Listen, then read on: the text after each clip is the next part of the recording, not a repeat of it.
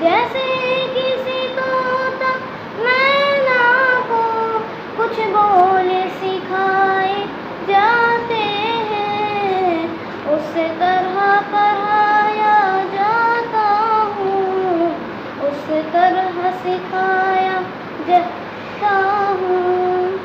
دل سوز سے خالی رہتا ہے، آنکھیں ہی کی نم ہوتی ہی نہیں، کہنے والے کے جلسہ میں پڑھ پڑھ کے سنایا جاتا ہوں، تاخوں میں سجایا جاتا ہوں، آنکھوں سے لگایا جاتا ہوں، تعویذ بنایا جاتا ہوں، دھو دھو کے پلایا جاتا ہوں۔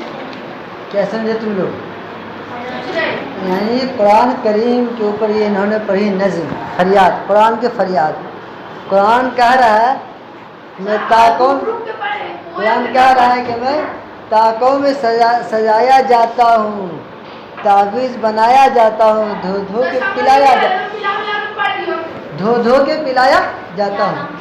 یعنی آپ دیکھو لوگ قرآن کریم کو اتنا پڑھتا نہیں ہے، پڑھتا بھی ہے تو رٹ کر کے طوطا کی طرح، ان کو سمجھ کر کے پڑھنی چاہیے۔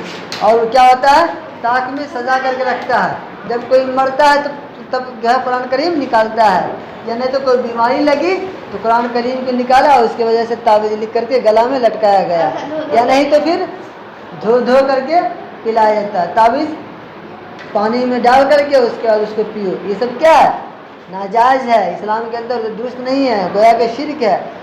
قرآن کریم ایک خود شفا ہے، قرآن کریم کو پڑھے انسان پھر اپنے اوپر دم کرے، لیکن تعویذ وغیرہ اور تاکوں پہ سجانے کی چیز نہیں ہے، رٹنے کی چیز نہیں ہے۔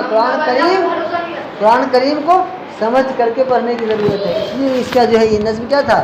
قرآن کی فریاد۔ قرآن کی فریاد کے اندر یہی کہا گیا تاکوں پہ سجایا جاتا ہوں، دھو دھو کے پلایا جاتا ہوں، اور طوطا کی طرح رٹ رٹ کے پڑھایا جاتا ہوں۔ اب لوگ کیا ہے اجمی ہے، لیکن انسان کو چاہیے کہ